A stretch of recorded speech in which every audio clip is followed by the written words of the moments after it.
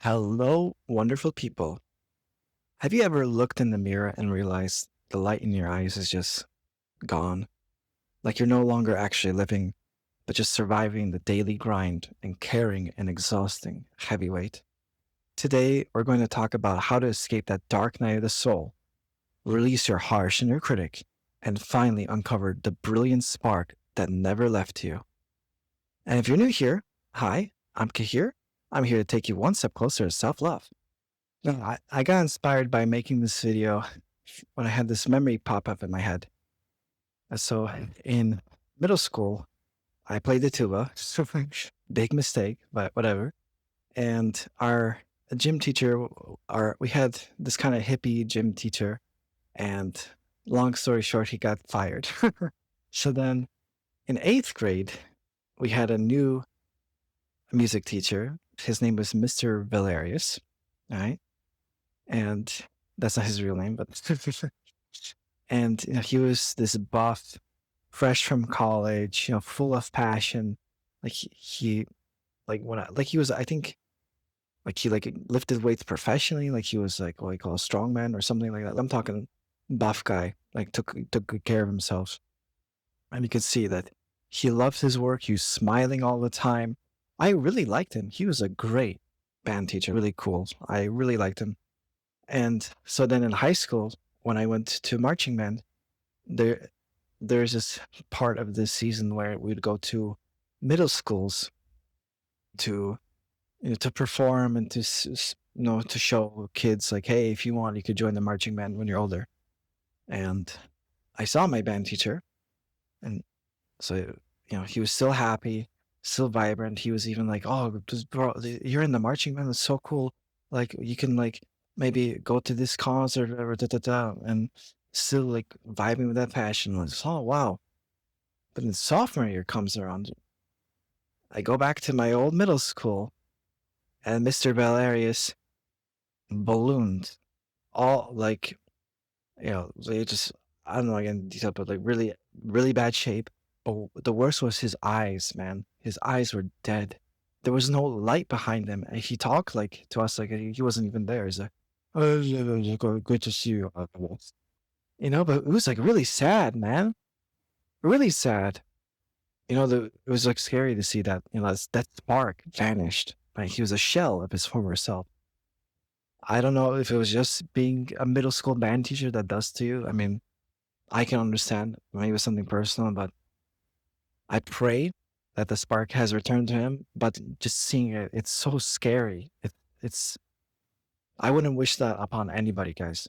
The ground is the Course in Miracles, right? Teachings are the world you see is an illusion of a world. God did not create it, for what he creates must be eternal as himself. Yet there is nothing in the world you see that will endure forever. Right? When we invest all our energy into the illusion, right, this matrix, the grind, our true external spark can get covered up by these clouds of exhaustion. This is what happened to me. So I'll get into that. Right? But just remember, even though there's the clouds and you could, like I've said the analogy, just because there's a cloudy day, it doesn't mean the sun is gone. Just gotta get rid of the clouds, man. Now I want to talk about the moment where I felt I lost my own spark. And with me, I almost like growing up, I felt like I was bipolar because there's this amazing untraumatized Cahir that would come out from time to time. Like when I was acting and I would just feel so alive, you know. I know that feeling so well, but it would only come in bits and pieces, right? But when I felt kind of like a black hole, when that spark was gone, was 25. I've talked about this in my videos. And my brother and I, Zadkiel, we moved into an apartment that was above our means. Just we thought we could do it, but we couldn't. So I was forced to, find a job because I was at this school that just wasn't giving me enough hours. Right, this is just a screwed up thing about language schools here in Poland. And I went to like a private school. These like 7, 8-year olds was just a nightmare. And I told you guys like My schedule was just so screwed up. Like I'd have maybe 3 lessons, but they were spaced throughout the whole day. Like example, I'd have like a lesson. Maybe I'd have a lesson at 8, and then one at 4, and then one at 7. Something like that. I don't remember the specifics, but you understand what I'm saying. Like they're spread out very far, but I didn't have, didn't have enough time to go back home, stuff like that. And I know I set myself up like that, but I did it because I was desperate. I had to make some money, man. And I know a lot of my brothers and sisters out there, too many of us, in fact, which I think the system is designed for us to be this way. And it sucks. And then the people like my Tata that says that's just how life's supposed to be. That endless grind. But I remember that feeling. And primarily this channel is for me to heal that version of myself and any of my brothers and sisters out there that are feeling that way. Because I know how it was such a fucking hard time in my life, guys. And feeling like I had nobody to help me, not my family.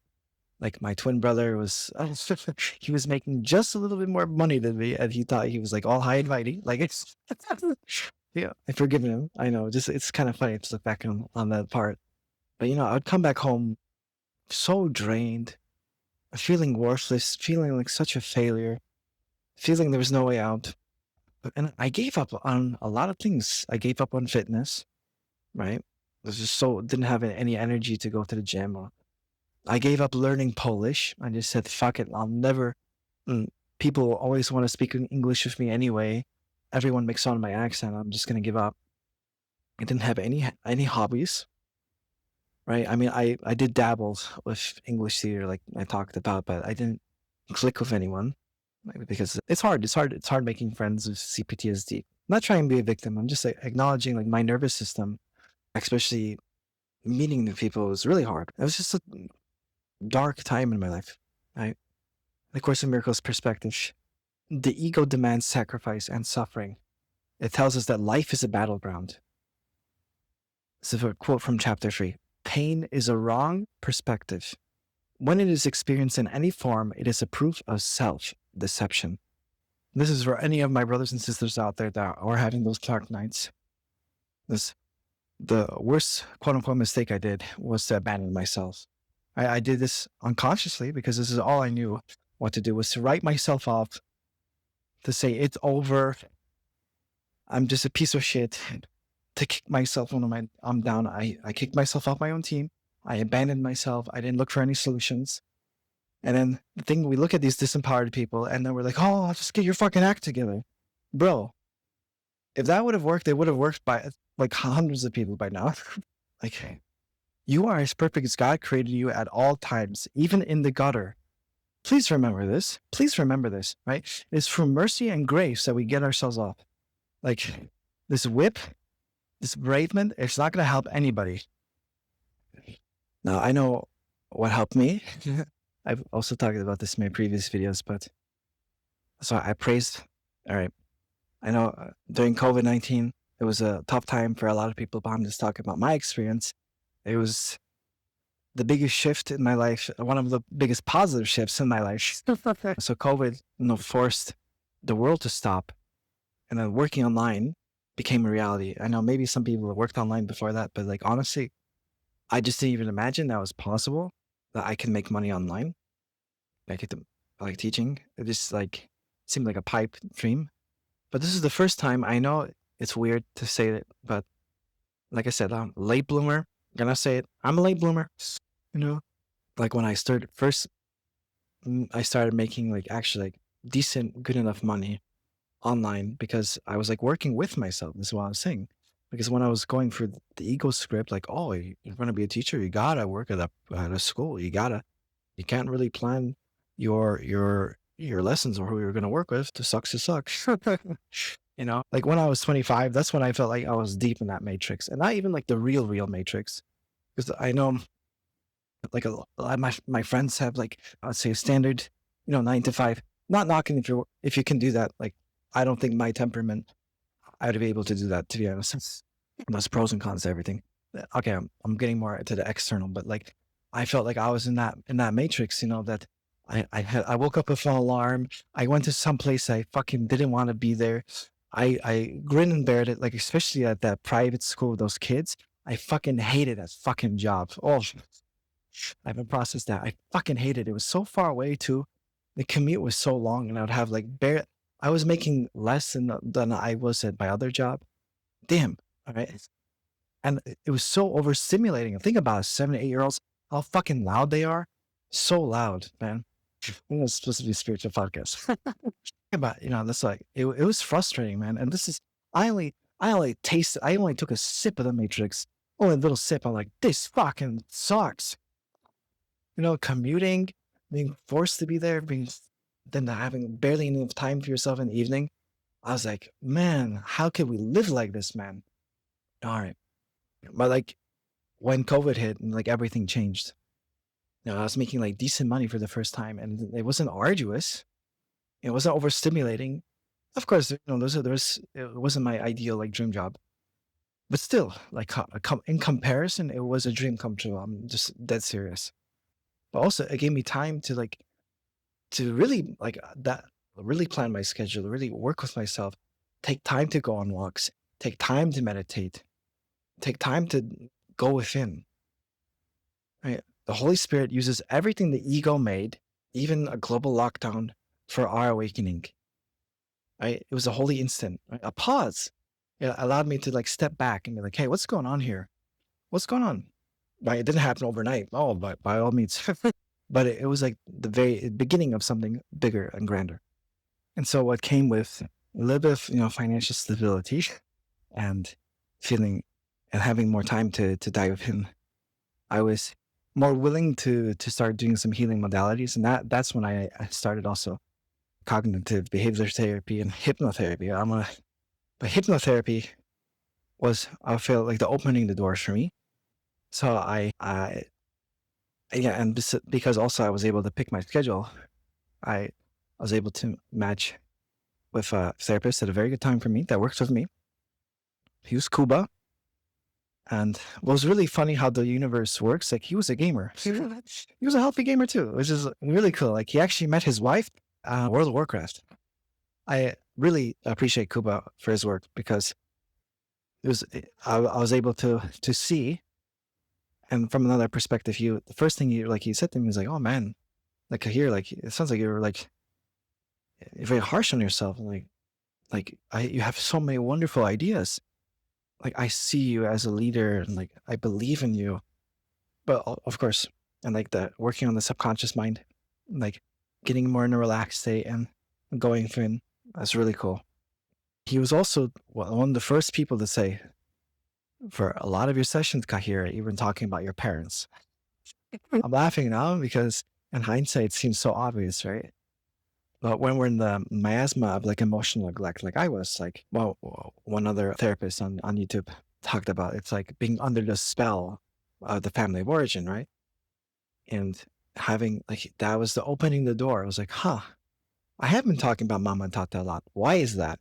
It didn't manifest until years later, but that was like the seed that was planted in my mind, which well, I came now that to realize, oh, I was emotionally neglected as a child, and I developed CPTSD, and like that's all where the harsh inner voice is coming from, all the ways I was like tolerating disrespect, all this, you know. Of course, okay. The Course in Miracles talks about releasing the past, so I know I'm on a fine line of like rehashing the past all the time. But I bring it up because I know how like how how easy it is to not talk about it, how to just say like it didn't happen, how easy it is to deny, especially about emotions, right? And especially for us guys out there where we're just told not to feel anything. That's why I want to keep talking about it, Right. The Course in Miracles teaches us forgiveness is recognizing what you thought about your brother or your parents did to you has not affected the truth of who you are. The emotional neglect hurt your human experience, but it did not touch your divine spark, your soul. Lesson 122. Forgiveness offers everything I want. Forgiveness offers everything I want. I forgive I for, right now because I used to look at my past and be like, oh, Why did you do that? You're so fucking stupid. Oh, you should have known better. Is that grace? Is that mercy? Or is that beratement? Right? Right? Forgiveness offers everything I want. And I know sometimes we are the hardest ones to forgive, but we have to. Right? This is what the course teaches. We have to. If we want happiness, if we want peace, we must forgive. Now, be honest, I feel like I'm most on the path that I've ever been. I feel the spark within me, right? And I keep saying like circumstances don't matter. And this is the thing. I'm not saying like everything that I want is perfect. However, I know myself. I know who I was. I know who I was when I was 25. I'm a million miles like ahead of that. You know, I had to grow through that. And I want to help anybody that dealt with anything similar like that. I talk about how I got my light back. And the biggest turning point, like I've been talking about all my videos, and I want to be a Healthy Gamer affiliate. Yes, I take Healthy Gamer coaching, which is like, I would say like, that's like group therapy. I know maybe they call it coaching for like legal reasons, but it's having a space where you can talk about all that's going on, having people listen to you, ask you good questions, and of course, doing all the workbook lessons, of Course in Miracles. I'll keep talking about it because this is what changed for me. All right, whatever your spiritual practice is, all right, especially guys, if you're on the fence of getting therapy, just do it. I think everyone can benefit from therapy. I hope the stigma is gone now in 2026. It's okay. Like this world is not conducive for a healthy life. Like even me, like middle class US, first generation, whatever. Like it was like circumstances were okay. You know, they weren't bad, but still, like I had all this shit. So I can't imagine like people like that with worse circumstances, man. Or even if you feel like, you know, you shouldn't, this is a lot of thing with guys, like, oh, I shouldn't be feeling like this. I should have my spark back. No, it's like having grace with yourself and saying, okay, this is a problem. Let's fix it. Let's repair it. Let's heal. Right? You got to work on the clouds, these dark, heavy clouds, one cloud at a time. I would recommend meditation, spiritual practice, whatever that means for you. Right? This is work for me. There's a lot of it, I think, with the cloud, it comes from this apathy, from this nihilistic approach to life. And if that works for you, I don't know if that works for you. Whatever way that inspires you to work at those clouds, do it. Like I said, journaling, talking to AI, therapy, whatever, reading good books, whatever. But just even taking those actions, right? It takes the smallest willingness to change. Now, I have my moments, but still, like I made a vow to never abandon myself ever again. I will never abandon myself. And I know the pain of how it feels to abandon yourself, right? That's what causes the loss of the spark, right? But if we also show ourselves that no matter what happens, I will always be on my own team. I will always support me. I will always love myself because this is what the Holy Spirit does. The Holy Spirit always loves us. The Holy Spirit loves us unconditionally. Right? The light has come. I have forgiven the world. Right? The spark isn't something we acquire. It's something that we uncover by removing the blocks of love, removing these negative beliefs, right? I know it's easy, especially now, this hyper materialistic world we live in. Like, this guy has got that. I understand. I understand. But there's only one person in the room, right? It's you. It's you. Your blocks, your limiting beliefs are your blocks, your limiting beliefs. No one else is to deal with. The most important thing, like I said, is not to write yourself off. Don't write yourself off. Appreciate yourself. And don't underestimate the micro actions, right? Because the more and more you show up for yourself, the more you have evidence like, oh man, I can trust myself. I believe in myself. I can actually do the things I said I want to. I want to talk to anyone who feels or felt like what I did when I was 25, or like Mr. Valerius, where the spark is gone. The spark is not dead. It's intact, waiting for you to be a little less hard on yourself.